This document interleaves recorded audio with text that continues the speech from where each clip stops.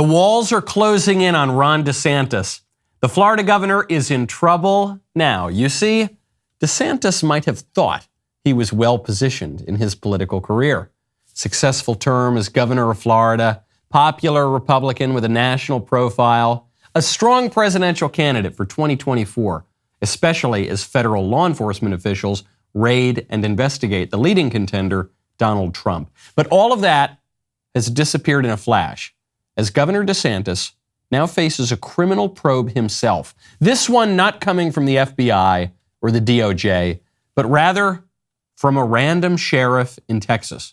We are opening up a case with an investigation with regard to the suspected activities involving the 48 migrants from Venezuela. As we understand it, 48 migrants were lured, I will use the word lured, under false pretenses into staying at a hotel for a couple of days. They were taken by airplane. At a certain point, they were shuttled to an airplane where they were flown to Florida and then eventually flown to Martha's Vineyard, again, under false pretenses is the information that we have, that they were promised work, they were promised the solution to several of their problems. They were taken to Martha's Vineyard from what we can gather for little more than a photo op, video op, and then they were unceremoniously stranded in Martha's Vineyard. Now, you might say that this random Texas sheriff is a total goofball who has no right or jurisdiction whatsoever to investigate pretty much anyone, and certainly not the governor of Florida. True, that's all true. But Democrat activists are celebrating the announcement. Aaron Parnas, a Democrat strategist with hundreds of thousands of followers on social media, boasted, quote, "It's official. The Republican Party's top two 2024 presidential candidates, Donald Trump and Ron DeSantis, are now under criminal investigation."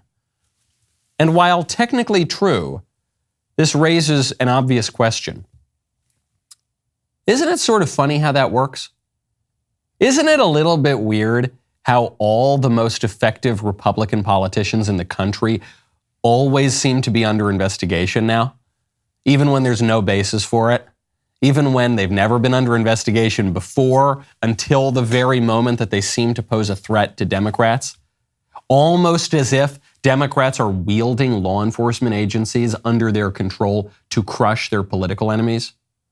I'm beginning to think this is the new test of whether or not a Republican is the real deal. As our country descends further and further into corruption, into the banana republic tactics of the ruling party attempting to jail anyone who seriously challenges them, I'm beginning to think this is the new measure of a Republican. As the 2024 election approaches, I think I am going to have to add this to my test for candidates. There are now 3 criteria that I'm going to consider as I assess the various candidates. 1, are they right on the issues? 2, do they have a record of effectively implementing a conservative agenda? And 3, are the Democrats trying to throw them in jail? As far as I am concerned, the more that the Democrats want to throw a Republican politician in prison, the better that Republican politician looks. I'm Michael Knowles. This is The Michael Knowles Show.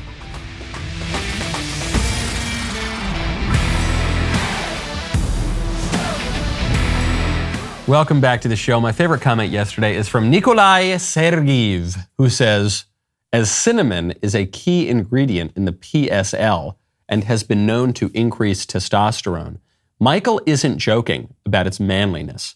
He must be the most virile, mucho macho Chad to grace the Daily Wire studios to date. This is true, and many people are talking about it. And look, frankly, everybody's talking about it, and I'm glad that you're able to share that insight with everybody else. You know, it's probably because your brain is functioning very, very well, which probably means you're getting a good night's sleep. When you want to get a great night's sleep, you got to check out Helix. Right now, head on over to helixsleep.com/Knowles. I have had my Helix mattress for a while now, for years, and I absolutely adore it. Helix has several different mattress models to choose from. They have soft, medium, and firm mattresses. Mattress is great for cooling you down if you sleep hot. Mattress is great for spinal alignment to prevent morning aches and pains. Even a Helix Plus mattress for plus-sized sleepers. They also have a sleep quiz that matches your body type and sleep preferences to the perfect mattress, because why would you buy a mattress made for someone else? It's crazy. Take that Helix sleep quiz, get matched with the perfect mattress for you. Then the delivery is super duper easy. They've got a 10-year warranty. You get to try it out for 100 nights risk-free. They have over 12,000 5-star reviews for a limited time. Helix is offering up to $350 off all mattress orders and 2 free pillows for our listeners. This is their best offer yet, so hurry on over to helixsleep.com/Knowles. That's helixsleep.com/KNOWLES. The top 2 Republican candidates for president are under investigation. Right. Well, I think you're just reversing the order of events here. Why do you think that they are under investigation? Do you think that Donald Trump is under investigation because he had classified documents, just like every other president ever? Do you think Trump is under investigation because he questioned the results of the election, just like the major Democrat candidates for president and governor and everywhere else for the last 20 years? Donald Trump is under investigation because he is the chief political rival to Joe Biden. That's it. That's the beginning and the end of it. Do you think Ron DeSantis is under investigation by this jokester sheriff in Texas because he flew migrants around the country? Joe Biden's been doing that at a much larger scale than Ron DeSantis is. Furthermore, illegal immigration is illegal. Ron DeSantis would be well within his rights to activate the National Guard and deport the people themselves back to Mexico. No, he's under investigation by this jokester, and it's being lauded by the chattering class on the left around the country because he is a threat to Joe Biden, because he is a threat to the Democrats. He's viewed as a major threat. It will probably be a moot point because if Donald Trump runs for president, there is a 99.99997% chance that he will win the Republican nomination. And so all the other candidates, no matter how good, no matter how effective, no matter how persuasive, don't really matter as much. Trump is up 40 points in the polls right now. The race is his if he wants it. But Ron DeSantis, you got to give that man credit. That guy is running a very good, not only state campaign for governor, but national campaign to put himself in a position to be president. He just released a campaign ad. This is on the heels of the Martha's Vineyard migrant airplane stunt that worked marvelously. Take a listen to this ad. When our middle son, Brandon, left to go to work, he was only 21 years old. And the last words I said to him is, "I love you." And a twice deported illegal ran into him and hit him so hard that he caused Brandon's car to flip, and he killed him. My child's killed by someone who should not have been here. This is what happens when we have open borders. We were able to go and meet with Governor DeSantis. He said, "I want to hear your son's story." And to see the compassion in his eyes, and I saw the concern. He wanted to make sure other lives were protected. And as a governor, he truly has been upholding the oath that he took, which is to protect Floridians. He not only talks a good talk, but he walks it. He's been very strong on safety. He's been very strong on law and order. He has made our state one of the safest states to be in. There's no greater leader than Governor DeSantis because he didn't just listen. He put action behind it. Phenomenal ad. I'll get to the substance of the ad in a second, but what this proves about DeSantis as a politician is that the man is not just a tactician, but a strategist. DeSantis is obviously very good at tactics. DeSantis seems to get into the news cycle every single day. Somehow the governor of Florida injects himself into the national news cycle on every single issue pretty much every single day. And he's good and he's kind of trolly. And do you remember when the Let's Go Brandon meme started up? Ron DeSantis held a press conference in Brandon, Florida at a car dealership or something, obviously just to be able to say we're here in Brandon, Florida. And then the people giggle about it. So he's very good at tactics. This ad obviously was not made overnight. This is a very well thought out, highly produced, well edited, intentional ad. And it's an ad to serve as the knockout to the Martha's Vineyard stunt. The Martha's Vineyard stunt is the jab. It's 50 little jabs. Boom, boom, boom. Yeah, we're going to send these illegal aliens to Martha's Vineyard. Yeah, you libs who said you wanted these illegal aliens, you're going to deport them within 48 hours. You're going to send them to a military base because you're completely full of it and you don't actually care about the immigrants. You just want them to go to red states. You don't actually think that diversity is our strength. You actually think it's going to weaken your communities. That's why you're shipping them out on a bus as quick as you possibly can. Boom, there's the hook. The hook is illegal immigration killed my son. And it's hurting all sorts of Americans. And here's my story. Here's the real effects of it. Jab, jab, jab, jab, jab, jab, jab, jab, jab. Look at this. Tee hee hee. Look how funny it is. The libs are such hypocrites. Boom. This is the real effect of it on Americans. It means he was planning ahead. The strategy here was, no, it's not just going to be a little giggle, giggle, look at what hypocrites they are.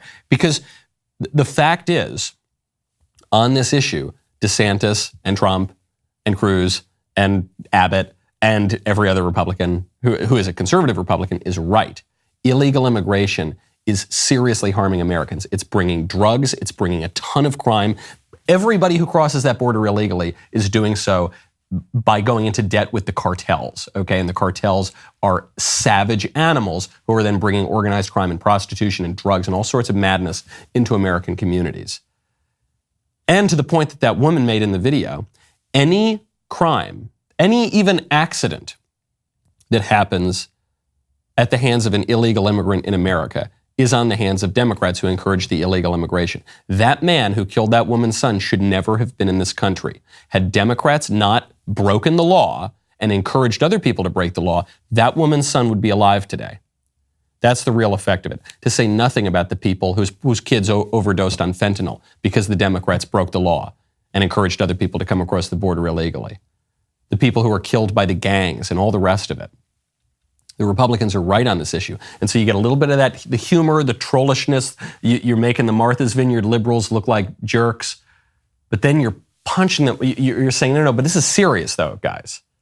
Okay, it's thinking a couple of steps ahead.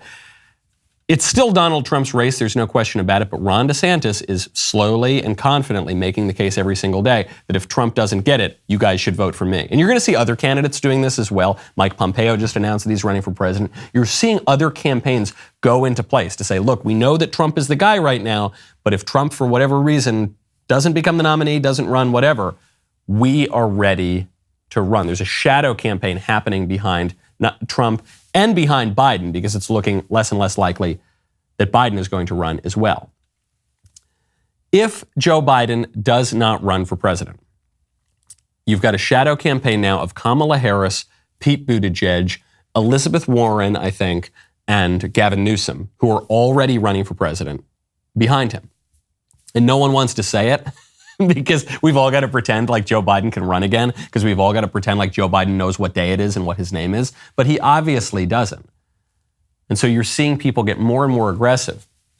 You're actually seeing a kind of shadow primary play out outside of Biden and Trump. Gavin Newsom, who's probably the most aggressive and ambitious in running for president as a Democrat, he just challenged DeSantis to a debate. He says, hey, Governor DeSantis, clearly you're struggling, distracted, and busy playing politics with people's lives.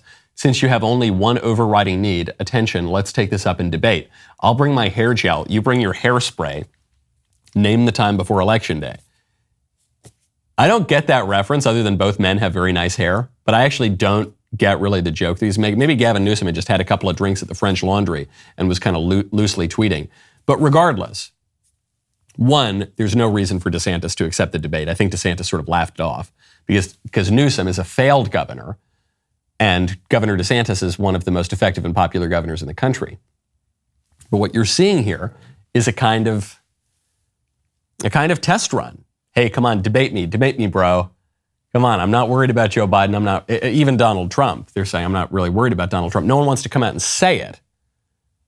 But when it comes to Trump, they're holding off of him because it looks like he does want to run. It looks like he will run and he probably will get the nomination. When it comes to Biden, it's increasingly looking like he will not run. Nobody wants him to run. And even if he did want to run, the party would probably tell him not to. We're in 2022, guys. We haven't even hit the midterms yet. Imagine how hot this is going to be after the midterms heading into 2023. Speaking of national debates, I've got to switch gears for a little bit here because I've got to defend my friend Matt Walsh. Matt has been getting in big trouble with the Media Matters and all of the libs who are calling Matt a racist. They call us all racists because Matt pointed out that mermaids are not black. Because Matt pointed out that mermaids are white. This is a scientific fact. He actually says that mermaids are translucent, like all those sorts of creepy little fish at the bottom of the sea. And this has become a big national debate that then has gone, I think, into the realm of the absurd, where one prominent lib on social media said that the debate is stupid and Matt is obviously a racist because they're ignoring the fact that mermaids don't even exist. And I thought, what are you talking about? Mermaids don't exist. You're telling me it's 2022. In 2022, there are still people who are seriously arguing that mermaids do not exist, even after Christopher Columbus saw several of them with his own eyes in 1493. Even after John Cook, famous sailor John Cook, saw a mermaid. Also back in the 17th century. Are you kidding me? Doesn't make sense. There are many eyewitness accounts of mermaids. Now, I'm not saying that mermaids definitely exist. Okay, I'm just saying there are many eyewitness accounts of mermaids spanning at least several centuries and then going way, way back into folklore. I guess the point I want to make is, amid all of our modern hubris about what all those stupid, crazy old people thought, all these fantastic delusional things, I just want to point out that, for instance, there is much more scientific evidence that mermaids exist than that the COVID vaccines present infection and transmission. For sure. You've got all of the modern, really fancy white lab coat wearing, stethoscope having modern scientists who said that the COVID vaccines will prevent infection and transmission of the virus. And all I'm pointing out is many more people have seen mermaids than have seen the COVID vaccine prevent infection and transmission of the virus. There are all sorts of modern scientific things that are much less plausible than mermaids. The idea that global warming is going to kill us all in 10 years, and that was a few years ago that people were predicting that. The idea that global cooling was going to kill us all within a couple of decades. The idea that the overpopulation was going to cause mass worldwide famines. Those predictions were made by major environmentalist groups in 1970. None of that happened. Actually, the world population doubled, malnutrition hit an all-time low. People became fatter than ever. Much more evidence of mermaids than of overpopulation. There's just a modern hubris that we have. We look in the past, we say, oh my gosh, those dumb old people in the Renaissance or the Middle Ages or ancient times, they believe the craziest things. They're big dumb idiots because they didn't even have iPhones like I do. I'm so smart. We believe way crazier things than they did. There are way crazier things to believe in than mermaids. Okay, I'll give you an example of one. This guy, Jack Turban, who I've seen him before. He's some lib blue check. He's got all sorts of weird like gay flags and things in his Twitter bio. And he's got his degree, MD. It says Jack Turban, MD, and he is a radical transgender activist. So this is what he tweets at. He says, 4 years at Harvard, 5 years at Yale, 3 more years at Harvard, 2 years at Stanford. But Karen 0526789 has some thoughts about sex chromosomes. And what he's saying there at the end is, you idiot conservatives, you seem to think that men and women are different. You don't believe in transgenderism, but I went to Harvard, you see. And because I went to Harvard, I know that boys are secretly girls or whatever. That's his argument. Reminds me of Socrates. Socrates, famously, when arguing with an idiot, he says, look, neither me nor this idiot know anything about what is really good and beautiful. But I have a little bit of an advantage over this guy because this guy doesn't know anything and he thinks he knows something. And I don't know anything and I know that I don't know anything. And it is amazing, but I have never seen somebody with their academic degree listed in their Twitter name, you know, Jack Turban, MD, or so-and-so, PhD. I've never seen someone who lists an academic degree in their name who seems intelligent or wise. Find me the counterexample. I don't mean it just to call my opponents idiots or anything. That's really not. I'm just saying if you compare the kinds of people who list their academic degrees and who boast about things like, I went to Harvard for this many years and I went to Stanford and that's why I'm so much smarter than everybody else. Every time I see people like that, they seem way dumber and they believe way crazier stuff than the people who have any humility whatsoever. But of course, this is the case. This is always the case. This is not some new phenomenon. The people who think of themselves as super duper smart usually look like fools and are given to pride and hubris and end up believing insane things. And the people who recognize that actually we don't really know very much of anything at all, they tend to be much wiser. And this is one of the delights of our fallen world, one of the consolations of it, is the people who consider themselves really, really smart and wise pretty much always look like big dumb idiots, okay? This guy, Jack Turban, believes that boys are secretly girls and girls are secretly boys and advocates giving them all sorts of drugs and cross-sex hormones and bodily genital mutilations so that little boys look more like little girls and vice versa. And it's ghastly and it's horrible. But if you can just not think about the suffering and pain caused by this for a second, you just think of it in a more abstracted way, it's absolutely freaking hilarious that this dude has spent, how long? He's spent how many years in the Ivy League?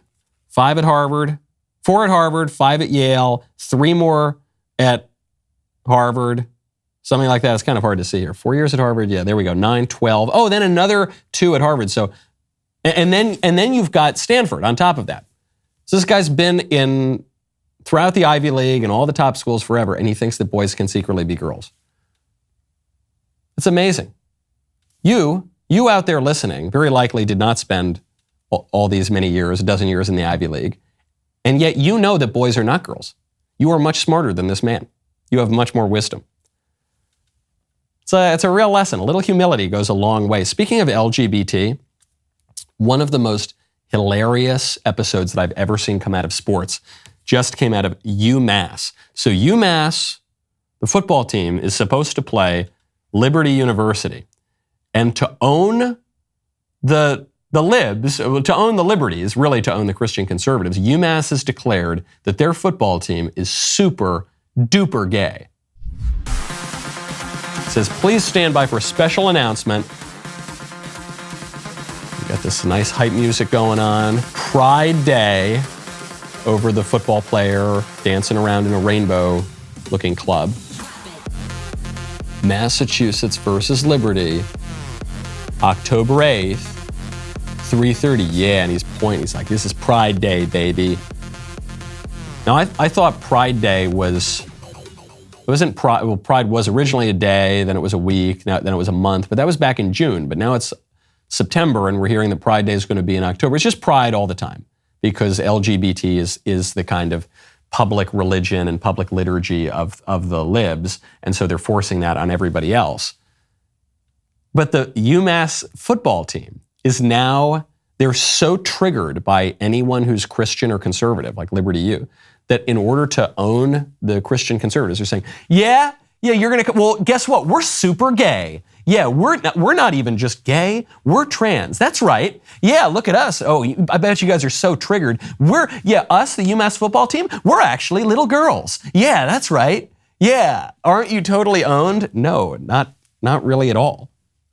Not really at all. You are in a vain attempt to own liberty and the Christian conservatives. You are making yourself look, at the very least, frivolous and foolish. The time is upon us, for another Backstage, which is happening tonight, 6 p.m. Central, 7 p.m. Eastern.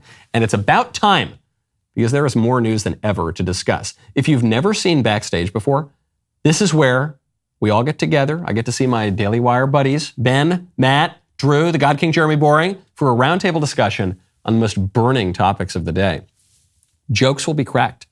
Cigars will be smoked. Libations will be imbibed. Plus, we will be reuniting with our good friend Candace Owens, who is back with exciting news and ready to tick off libs more than ever. You definitely do not want to miss this one. Tune in to join us for Backstage tonight, 6 p.m. Central, 7 p.m. Eastern at dailywireplus.com.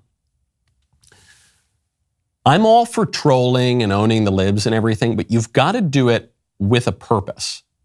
Okay, you saw it with DeSantis dropping that immigration ad. So he's trolling, he's sending the plane loads of immigrants, he's getting the libs to look like hypocrites. And then he follows it up and he drops it and he says, this is why it matters. This is the importance of immigration. You got to troll with a purpose. There was one time, I remember there was a conservative who was trying to own the libs on some college campus. This was about 4 or 5 years ago. And he was making fun of safe spaces, and the guy dressed up in a diaper and put a pacifier or something in his mouth and danced around and pretended to be a little baby in a safe space. He was trying to mock the libs, but he was actually just kind of making a fool out of himself. You don't want to take it that far. I remember there was one time in college, there was a song we used to sing in a group that I was in college, and it was about our rival. Harvard was our rival, speaking of that guy, Jack Turban.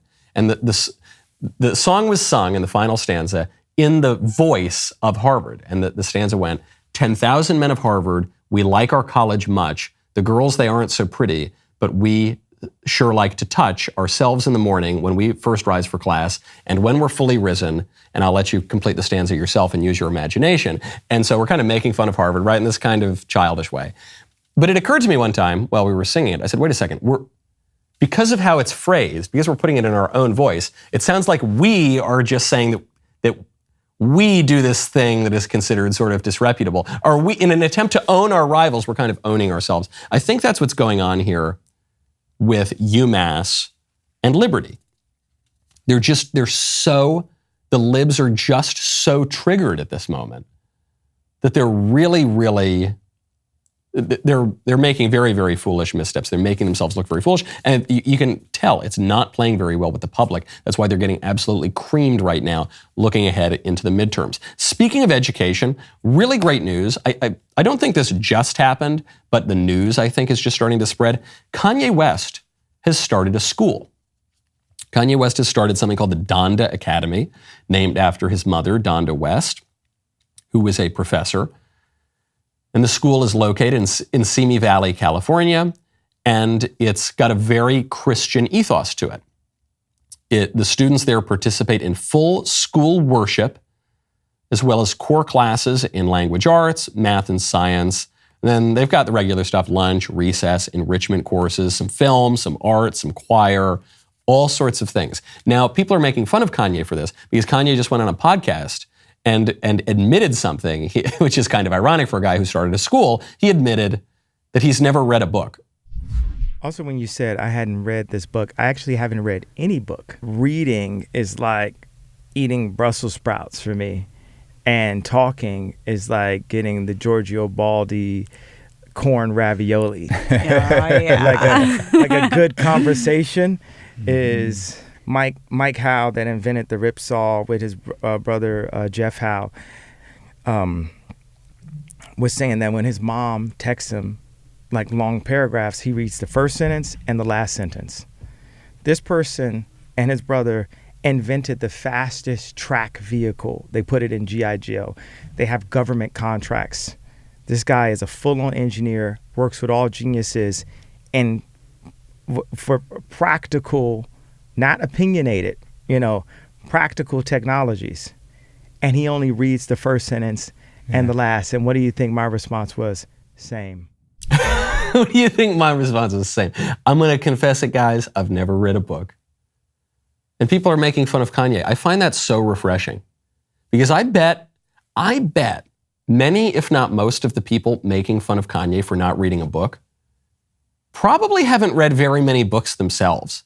And they probably don't read regularly, and they probably don't read particularly probing, important works. They just flatter themselves that they're really, really smart and educated. I'm so much smarter and educated than Kanye West.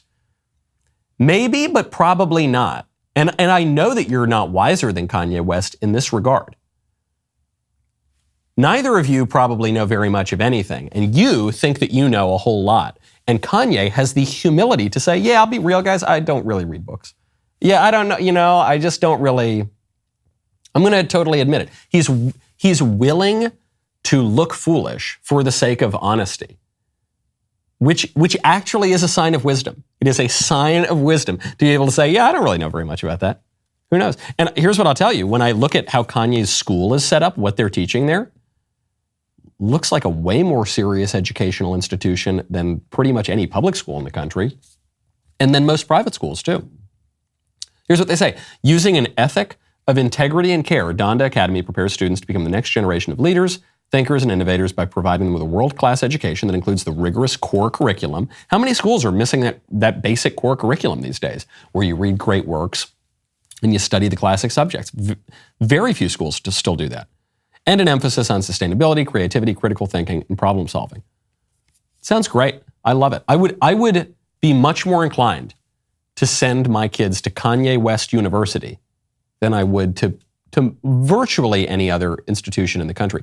I love books. I love reading books. I actually do read a lot of books. I host a show about books, and I encourage everyone else to read books too. But even more than that, I encourage people to be very honest with themselves and recognize the paucity of all of our education, okay? And to recognize the limits to our knowledge and to have some curiosity and, above all, some humility.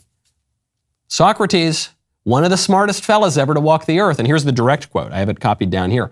Although I do not suppose that either of us knows anything really beautiful and good, I am better off than he is, for he knows nothing and thinks he knows. I neither know nor think I know. Speaking of schools, I meant to announce this on the show a while ago. I'm glad I can announce it now. I will be speaking at Wisconsin Lutheran College this Thursday. Very excited to be there. If you happen to be in the Milwaukee area, come on by. You can check out the information on yaf.org. It's going to be a ton of fun. Some people have pointed out that it's kind of funny that I'm kicking off my school tour this year at Wisconsin Lutheran University, or at Wisconsin Lutheran College rather, because I happen to be a mackerel snapping papist. And I say it has to be that way because now I get disinvited from the Catholic schools.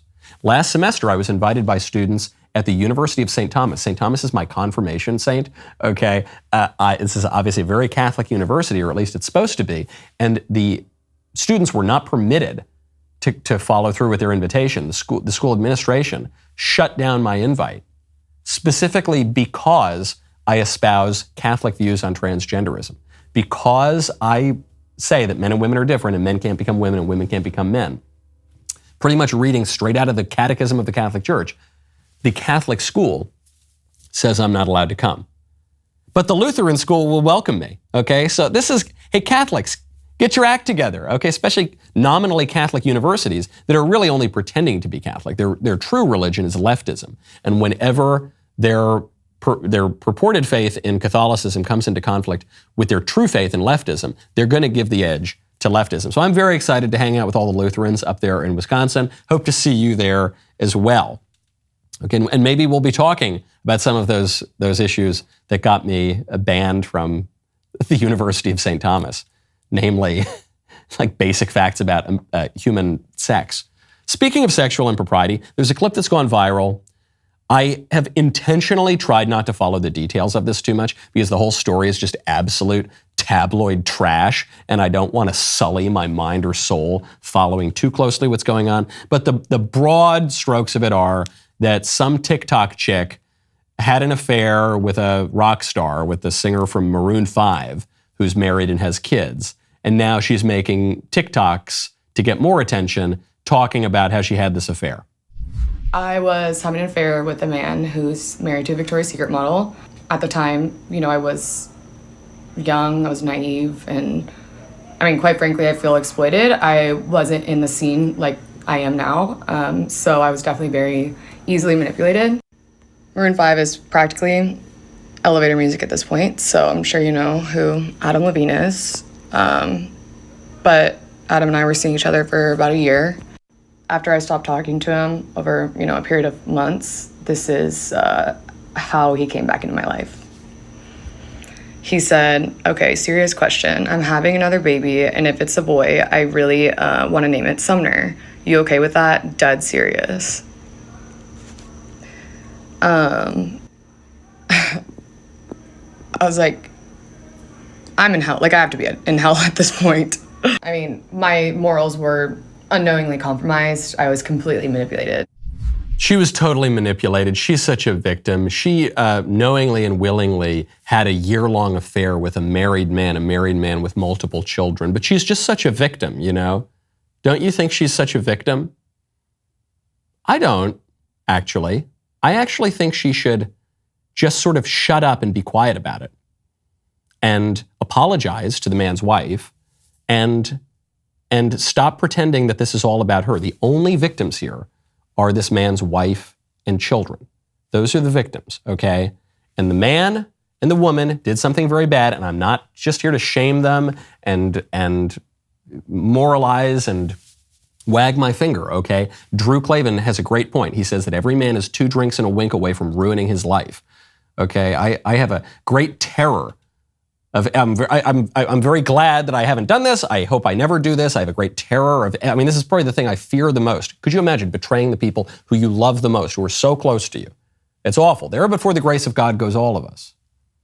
But if they do this terrible thing, apologize and try to atone and keep it to yourself. But we can't do that in our culture anymore because the only thing that we can do in our culture is claim to be the victim. Everything has to be about us. Everything has to be about seeking attention. And somehow everything is everyone else's fault except for our own. This is just the flip side of that same pride. That pride that says, I know everything and I'm such a genius and I got 3 degrees at Harvard and that's why little boys are actually little girls and we should chop off their genitals because I'm so smart and these people look like idiots. The flip side of that is never feeling any sense of shame or guilt.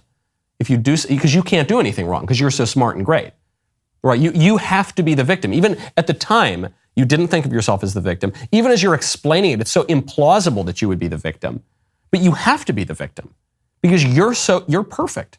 Right? This girl, in her mind, she's just absolutely perfect. She can't do anything wrong.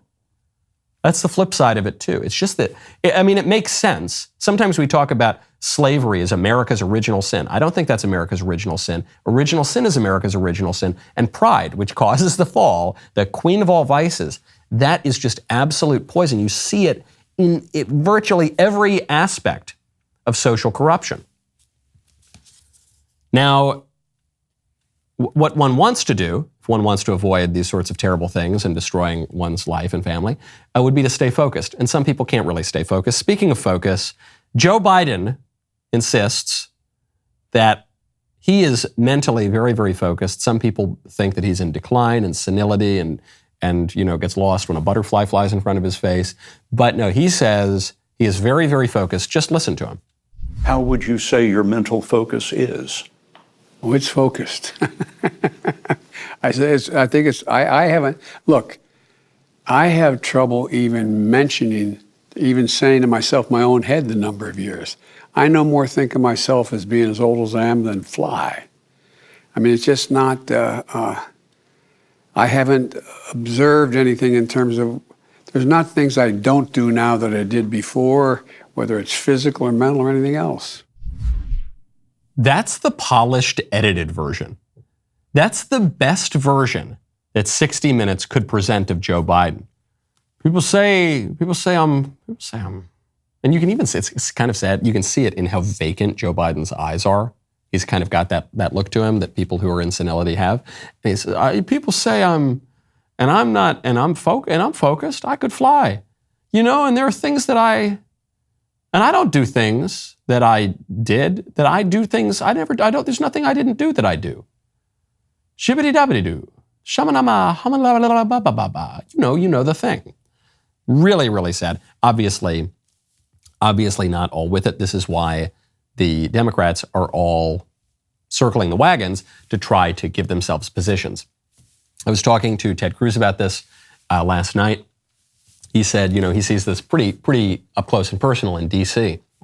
He said, you can tell for 6 months now, Buttigieg and Kamala both want to replace Biden when he obviously can't run for president in 2024. And they're already starting to stab each other in the back and go on TV as much as possible.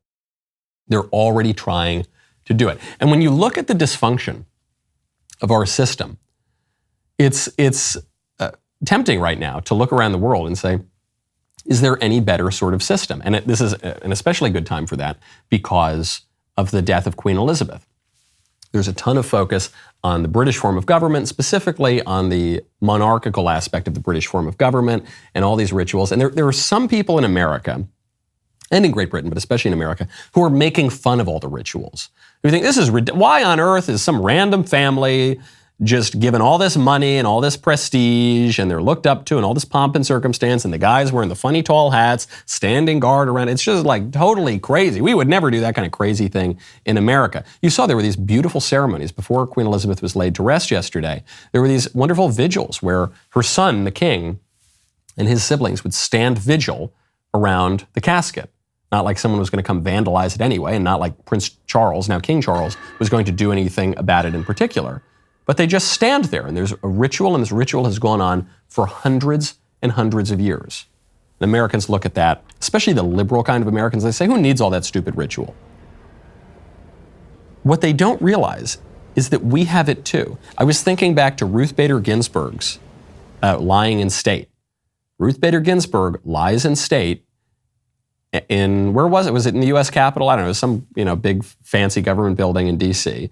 And she's there, and the coffin is draped in the American flag, and there are people standing vigil and standing guard. And then at one point, as people are coming to pay their respects to the coffin, Ginsburg's personal trainer walks up and starts doing push-ups in front of the coffin as a kind of final act of loyalty and respect to Ruth Bader Ginsburg. And this happened for days and days and days. We're doing the exact same thing that the British do with their monarchy. The only difference is that we're doing it in a less dignified way for people who are much less deserving of it. The Queen gave her entire life to service of the crown and suppressed her own desires and interests all along the way and suffered all sorts of indignities. And yes, she had a palace, and yes, she had servants, and yes, she had a bunch of money, but money actually doesn't buy happiness. She didn't have the freedom of choice to do pretty much anything she wanted. Her whole life was about duty, and she did it in a very dignified way because she recognized that there are obligations in society and traditions that must be maintained. And she remained that symbol of unity for Great Britain in a period of massive social upheaval when lots of other societies did not fare nearly as well as Britain did. And she did it, and now people are paying formal respect to her as they lay her to rest. We do all that same stuff here in America. We just pretend that we don't, and it's all kind of weird and kooky, and it's for people who are not deserving of 1/1000th the sort of respect that Queen Elizabeth was. Because you can't escape this stuff. Much as we want to pretend that we're sort of radical, modernist, rationalist, Republican people who are all done with the crazy myths and pomp and circumstance of the old monarchies, we're not, because man is an incarnate being and an essentially religious being, and we're liturgical and we're ritualistic, and we need all of these sorts of things. And we must have in society things that are held sacred, and we must have shared religious and moral beliefs, and we must have shared standards. And when we get rid of the old ones, the good ideas of virtue and duty and Christianity, when we get rid of all of that, it's not like we just are left with nothing and it's an empty vacuum. What comes in is a bunch of insane new ideas to fill that space, like transgenderism and a kind of cult of personal autonomy and abortion-happy robed lawyers that are treated in the same way as a British monarch. It's undeniable. And so the question is not, how do we get rid of all these crazy old rituals? The question is, what should the rituals be? What do we revere? What do we venerate? What do we hold sacred? And if we are going to have people who are revered in this country, should they be these tawdry, petty politicians, or should they have some dignity and some class? Speaking of petty politicians, there's a scandal brewing in New York, and because New York is fairly corrupt, no one's even really paying attention to it. But the chief of staff for the mayor of New York, Eric Adams, the chief of staff was caught using taxpayer dollars to take a cruise in France. And it was obviously a personal vacation, but this guy pretended that he was out there doing research. On the French Riviera. Who knows what kind of research this bureaucrat from New York City was conducting out there. But Mayor Adams was asked about this. He just brushes it off. The Times reported that your chief of staff spent time on a cruise ship in France for research purposes. Wanted to see what he was trying to figure out there, and was that taxpayer funded? You see what I go through? I answered the cruise ship question already. I'm not going back and forth on that. When there's something to announce more about a cruise ship idea or any other idea, I'm going to announce it. I'm finished with that. Next question. I'm finished. You got to see what I have to deal with over here, man. I got to deal with occasionally a reporter asks me a real question. This is ridiculous, man. Come on, man. I got to deal with it. What? You tell him just because my chief of staff embezzled taxpayer dollars to go on a fancy vacation in France, now I got to answer that question? No, man, I'm not going to answer that question. You crazy? That's absolutely crazy. Moving on. Don't you dare ask me that question again. And then the crazy part is they just move on because we are increasingly used to this kind of corruption. We laugh about it. I was laughing about it at the top of the show because we're so used to it now. Oh yeah, well, DeSantis is looking pretty hot for 2024. I guess they're going to put him under criminal investigation. That's just what happens now. In our alleged sacred democracy, which is really just kind of a one-party oligarchy, where the president of the United States says that if you even think about voting for the other party, you're a terrorist and an extremist and a threat to democracy and a Nazi and a fascist. Well, yeah, what happens is if you're ever going to pose any threat to the ruling regime, then they're going to investigate you and try to throw you into prison. Ha ha ha. Okay, moving on. Moving on. It's kind of sad. It kind of brings me down a notch as an American. Because Americans, we're really proud of our country. America's done lots of great things. It's founded on some really wonderful ideas. And I think all Americans now, and the polls reflect this, feel that we're in a period of national decline and a kind of national malaise, and we've lost something of which we used to be really, really proud. And we've turned what was, I think, a healthy love of our country and a love of virtue and the good into just a kind of shallow pride for being Americans, that we're so much better than everybody else. Well, I don't know. I mean, if you look at the way that our government is conducted right now, I don't know that we have a big soapbox and a lot of credibility to lecture and scold the world. Because we are certainly not living up to the best of what our nation could be. We've got to look to ourselves. As long as we're just here out bragging, we're just so wonderful. We've got 10 degrees from Harvard and Stanford. And we're going to make ourselves dumb, okay? We're already giving away so much social cohesion, our political traditions, our highest ideals, our understanding of basic facts about the difference between boys and girls. We've given that up because of our stupid pride. Maybe a little humility will help us get to more of a national renewal. The rest of the show is continuing now. We've got David Cohn coming on. That's right. One of the three heads of Crane and Company, because he and I are going head to head in fantasy football. And you know me, I'm a football mogul. I'm a sports maven, my friends. We've got a very serious discussion to be had about this Liberty University UMass gay football team from someone who actually knows about football. If you're not a member, click the link in the description and join us. We'll see you over on the member block.